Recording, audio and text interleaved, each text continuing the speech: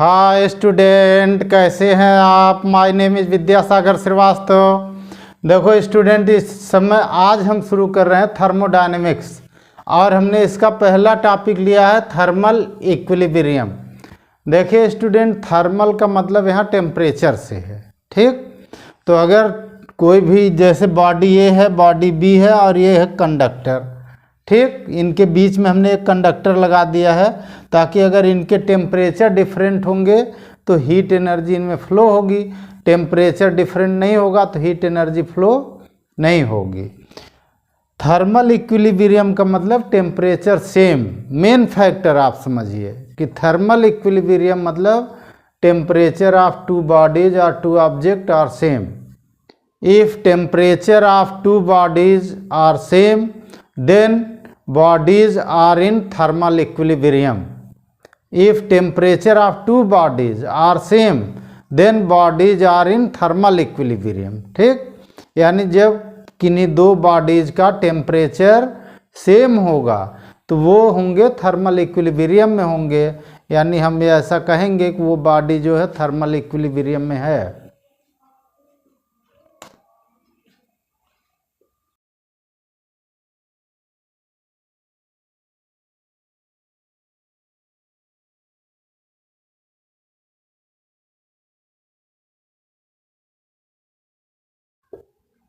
ठीक। If temperature of two bodies are same then we can say that bodies are in thermal equilibrium, ठीक। Temperature same है तो thermal equilibrium में होंगी, ठीक। अब यहाँ देखो, अगर इन दोनों की टेम्परेचर सेम है तो ये थर्मल इक्विलिब्रियम में है। इनके बीच में कोई हीट एनर्जी का फ्लो नहीं होगा, क्योंकि हीट एनर्जी का फार्मूला आपने पढ़ा mc डेल्टा टी होता है, या rate of flow of heat आपने पढ़ा होगा H = K θ1 - θ2 अपॉन L। इन दोनों में टेम्परेचर जो होता है वो टेम्परेचर डिफरेंस पर हीट फ्लो होती है।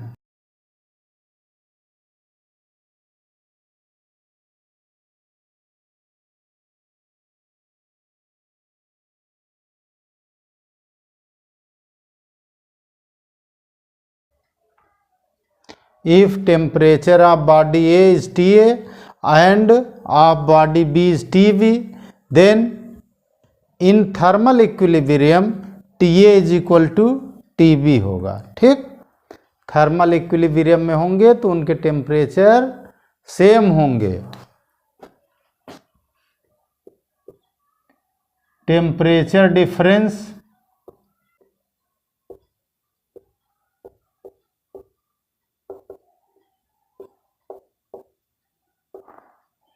डेल्टा टी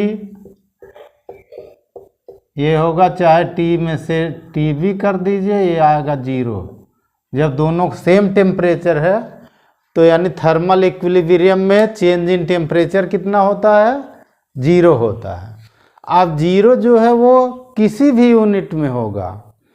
0 हम लोग एब्सोल्यूट टेम्परेचर के फॉर्म में लिखेंगे 0K, बट जो डेल्टा टी होता है यहाँ पर, ठीक, जब ये 0K होगा, ये 0 डिग्री C होगा, ठीक, R, या इसको हम लोग लिख सकते हैं R 0 डिग्री F और 0 डिग्री R, ठीक। ये सभी इक्वल हैं।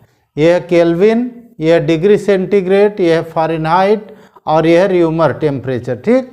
किसी भी यूनिट में होंगे लेकिन डेल्टा टी 0 रहेगा, वो मैग्नीट्यूड उसका 0 होगा। बाकी जिस यूनिट में आप मेजर कर रहे होंगे वही यूनिट आप यूज करेंगे, यानी टेम्परेचर डिफरेंस नहीं होगा।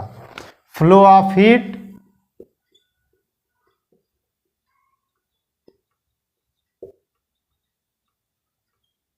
फ्लो ऑफ हीट कितनी होगी, Q = क्या होता है, mc डेल्टा टी, और डेल्टा टी अगर 0 है तो ये भी Q भी 0 आएगा, यानी Q = 0 होगा। यानी कोई हीट एनर्जी फ्लो नहीं होगी। यूनिट चाहे कैलोरी में लिखा हो, जूल में लिखा हो, ये आप अपने से देख लीजिएगा, किलो कैलोरी किसी में भी होगा, पर हीट एनर्जी 0 है तो 0 मीन्स 0 है। ठीक, कोई हीट एनर्जी फ्लो नहीं होगी। कब नहीं होगी? जब ये थर्मल इक्विलिब्रियम में होंगे। अदर की हम बात नहीं कर रहे हैं, थर्मल इक्विलिब्रियम में जब इनके दोनों के टेम्परेचर सेम होंगे, वो कंडीशन होती है थर्मल इक्विलिब्रियम की। ठीक, अब देखो स्टूडेंट, हम लोग पढ़ेंगे जीरोथ लॉ ऑफ थर्मोडायनेमिक्स। ठीक, अभी हमने बताया कि अगर इन दोनों के टेम्परेचर सेम है तो ये दोनों थर्मल इक्विलिब्रियम में है। वही कंडीशन यहाँ हमें बनानी है। इसमें देखो स्टूडेंट, ए और बी के बीच में जो कंडक्टिंग मटेरियल लगा, ताकि अगर इनके टेम्परेचर डिफरेंस हो तो हीट एनर्जी ए से सी में या सी से ए में आए, बी से सी में या सी से बी में आए। इधर हमने इंसुलेटर लगा दिया, मतलब इनके बीच हीट एनर्जी फ्लो की बात अभी नहीं होगी।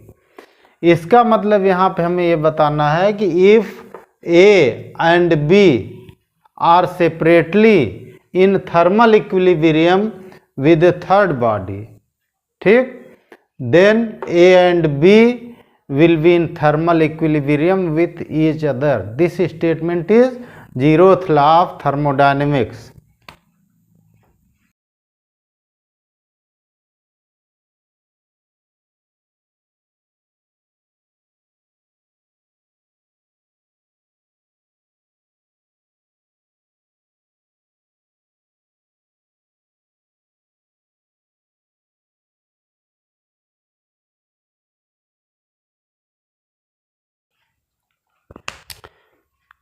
If two bodies A and B are separately in thermal equilibrium with the third body C, then A and B will be in thermal equilibrium with each other. This statement is known as zeroth law of thermodynamics. तो जो यह statement लिखा है यही zeroth law of thermodynamics है। ठीक, अब यहाँ पे कह रहा है, इससे क्या पता लग रहा है हमारे ऊपर के कंडीशंस में, if TA is equal to TC and TB is equal to TC,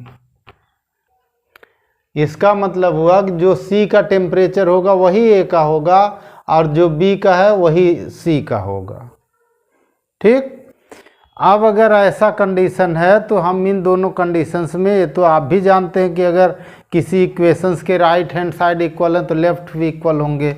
therefore हम यहाँ लिख सकते हैं कि TA is equal to TB।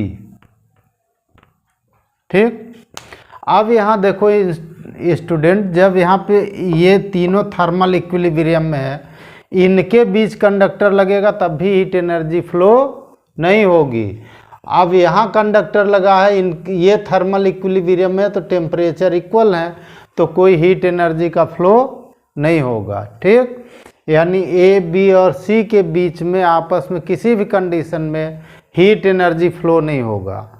ठीक है, थर्मल इक्विलिब्रियम के लिए आपको इतना ही जानना है, इतने में आप इसका क्वेश्चन लगा ले जाएंगे।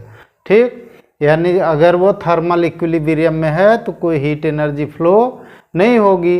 तो यहाँ जो ये लॉ कह रहा है कि अगर कोई दो बॉडीज किसी थर्ड बॉडीज के साथ सेपरेटली इन थर्मल इक्विलिब्रियम है, ठीक, तो सेपरेटली अगर वो थर्मल इक्विलिब्रियम में होंगे तो वो दोनों आपस में भी थर्मल इक्विलिब्रियम में होंगे, वही इसमें लिखा हुआ है। ओके स्टूडेंट, आप हमारा चैनल देखते रहिए, लाइक और सब्सक्राइब करते रहिए और अपना ज्ञान बढ़ाते रहिए। Good day students.